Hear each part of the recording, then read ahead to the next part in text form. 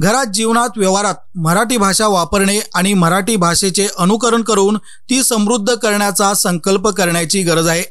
साहित्य संमेलनाचा स्मृती जागर करताना शुद्ध मराठी बोलली लिहिली गेली पाहिजे।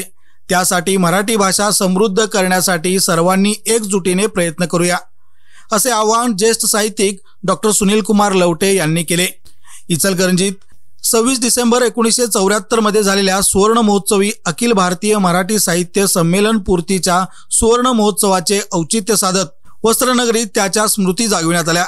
त्यानिमित्त डीकेटी राजवाडा दरबार हॉलमध्ये आयोजित स्मृती जागर कार्यक्रमात ते प्रमुख पाहुणे म्हणून बोलत होते।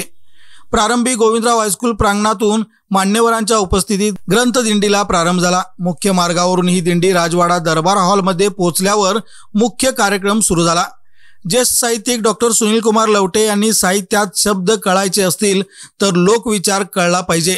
भाषेचा संस्कार पांडित्याने येतो, प्रचाराने नाही। आम्ही बोलतो मराठी, वागतो मराठी हे कवितेत ठीक आहे, पण आपण तसं वागतो का, असं प्रत्येकानं स्वतःला विचारलं पाहिजे।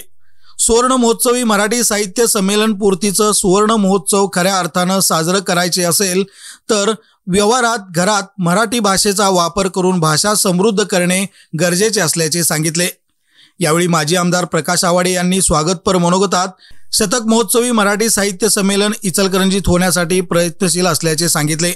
आमदार राहुल आवाडे, डॉक्टर रमेश मर्दा यांनी सुवर्ण महोत्सवी मराठी साहित्य संमेलनाच्या स्मृतींना उजाळा देत प्रत्येकाने मराठी संस्कृती जपण्याचा प्रयत्न करण्याचे आवाहन केले।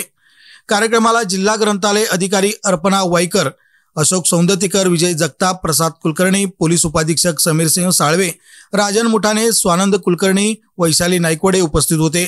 एकूणच या कार्यक्रमातून सुवर्ण महोत्सवी मराठी साहित्य संमेलन पूर्तीच्या स्मृती जागविण्याचा प्रयत्न झाला।